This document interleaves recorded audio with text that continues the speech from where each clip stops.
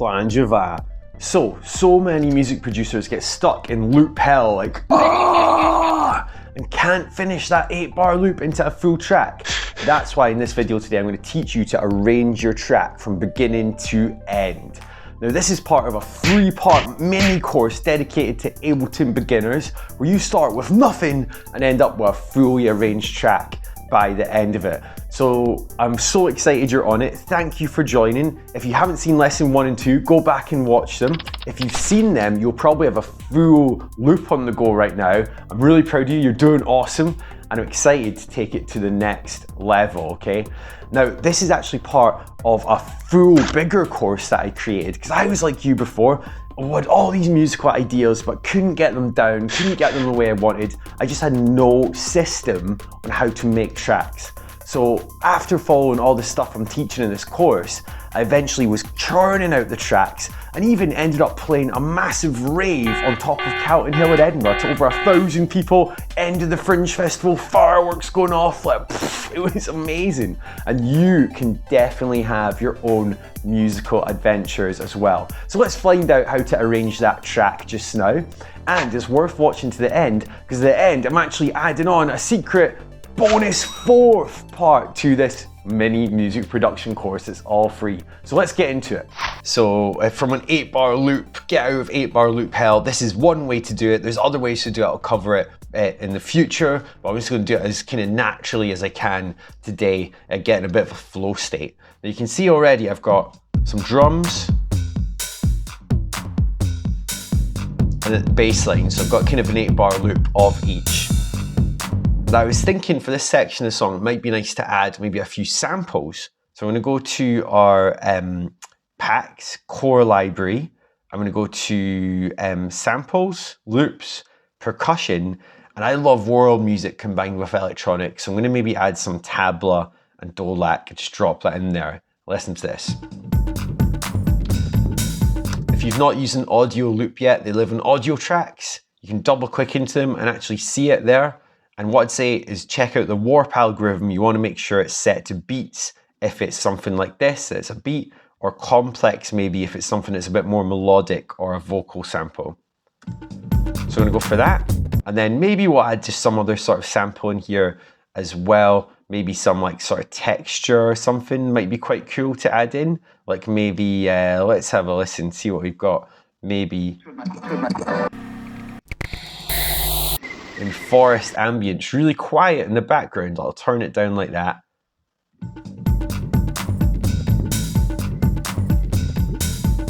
Okay, really quiet. It's the kind of thing that if you mute it, it's missing. You can't really hear it when it's on though. It's kind of cool. So that's my sort of basic 8-bar loop for my track. Now, what my plan is to get 3 sort of variations of that 8-bar loop on 3 different scenes. Now, scenes are these rows. 1, 2, 3. So each scene. So I want each scene, 3 of them, to be slightly different. Now, here's some hacks to get that kind of quickly. So I'm going to take my organ patch. I'm going to do Command D to duplicate it down. Okay. I'm going to go into it, and it's exactly the same.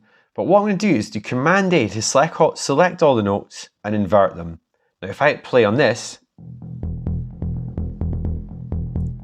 so you'll notice all the notes basically went upside down, like whoosh, swap position relative to where they should be on the scale. It's a great trick that.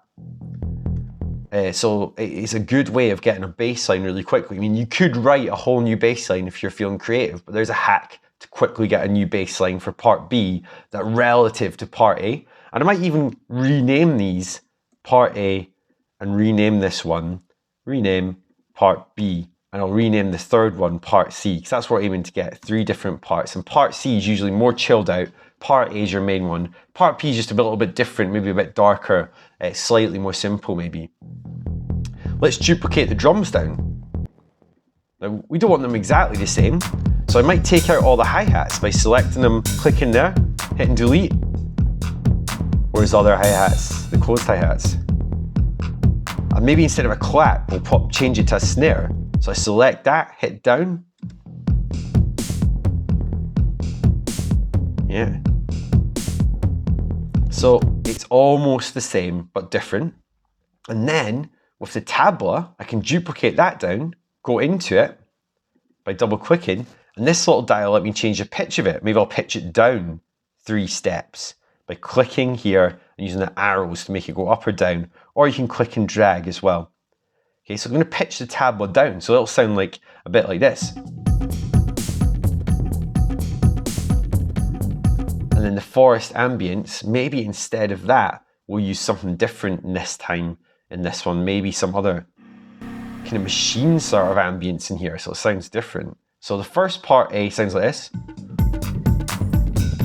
It's a bit more upbeat and kind of like lively. Part B is like this. A bit more darker sounding. Now for part C, I want it to be a lot kind of more chilled out actually. So what I'm going to do is I'm actually going to, instead of tabla and dolac, why don't I go back to my loops? It was drums, percussion, and get just the tabla this time. Maybe that's, get a different one. So it's like this. And maybe you want just a kick drum in this one. So we're going to open it up, press B, and program in a kick drum here. Make it a bit more like this.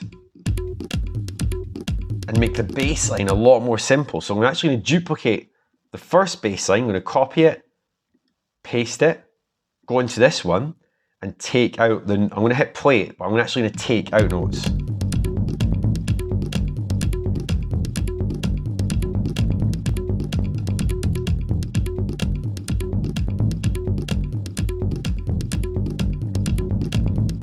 Make it a shorter loop.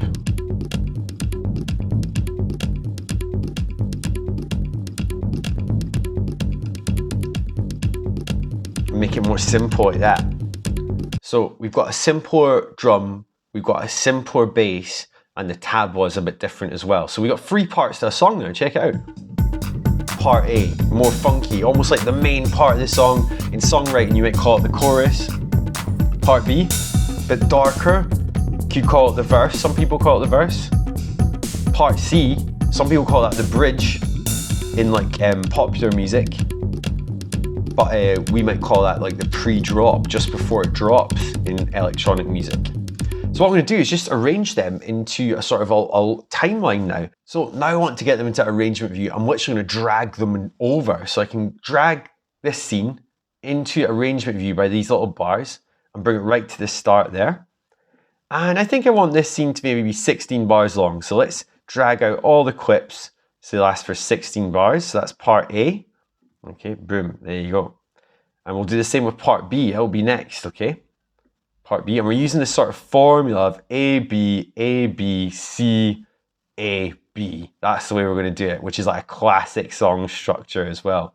You can even put in markers if you right click here, go locator. So that's B, control, add locator, A, and then we're going to make it this one A again. This is like a classic song structure. Some people call it abacab. It's a variation of abacab. This one's A, B, A, B. I'm not sure if ABBA got their name from a certain song structure. It was A, B, B, A. So A, B, and we're going to C, and then later on we'll add the other ones. So A, B. So let's get A again. So we can actually copy this whole section. Copy it, paste it here. Get this whole one, because it's B in. Copy it, paste it here. All right. And then C, go back to session view, drag over C, bring it in like that, and then we'll lengthen this one all out to be 16 bars as well. You'll notice at the very top of Ableton, it tells you how many bars you've got on the go. At the very bottom, it tells you your minute, so 2 minutes 30. And then, like I said, we'll go back to section A there, and then after 16 bars of that, we'll do section B. Okay, paste that in like that, and we'll go back to B like this. Like that. Now, and then add locator there. So we'll add section B there. Now, as you can see, we've got 3 minute 30 song on the go there, which is awesome. And if you played that through, it'd be quite blocky. So what I might start with is maybe hover here and drag that in like that, so it doesn't start so kind of quickly. Maybe start with just the tabla. then maybe bring the bass. And you can do that the same in section B as well. Maybe the tabla stops for a bit there. Maybe in section A, the drums drop out. And in section C, you definitely want, by the end of section C, to make it much more chilled out and quiet like this.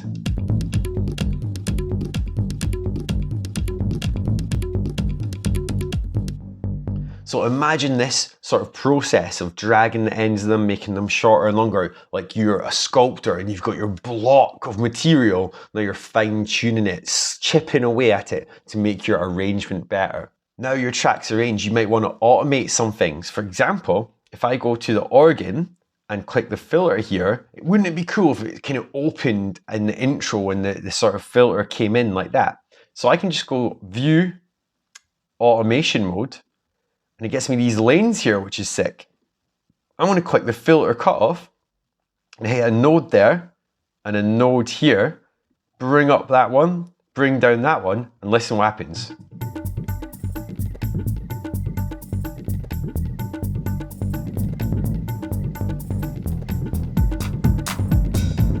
Automatically changes the dial.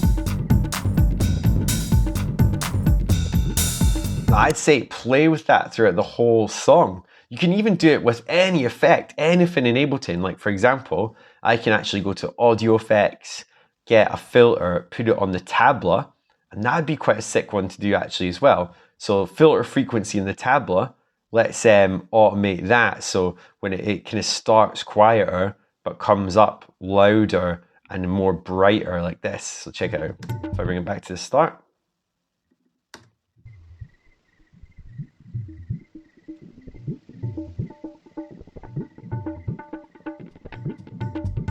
So I want to see you automating at least 10 things in your track. Have fun with it, do it over the whole length of the track. A good thing to do is like reverb, echo, delay, do it on filters. Try not to do it on volume, because on volume, it can, if you automate the fader, it then means that it's difficult to mix later. If you do want to do it on volume, here's a trick. So imagine I want to do volume on the drums, like this part here. And if I automate the volume of the drums here, it's just going to be a nightmare later. So if you go to Audio Effects, go to Utilities and get a utility and drop it on the track you want. Utility basically gives you this gain dial, which is almost like an extra volume dial.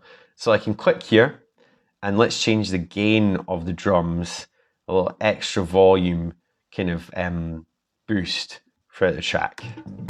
So this is a volume dial instead of doing the actual fader. Drums are coming in louder now.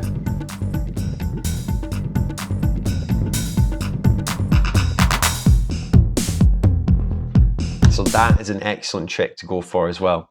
Now there is one other thing I want to say about arrangements is you want ear candy, one-off sounds that happen once in your track, and you can have a few of them as long as they only happen once each. So a good type of ear candy is a riser. So I'm going to go to Packs, Core Library, I'm going to type in riser in the search bit, and we got a few here. White noise, classic one. And that's quite good just at your pre-drop in section C. So I'm going to drag it in, drop it there, check this out.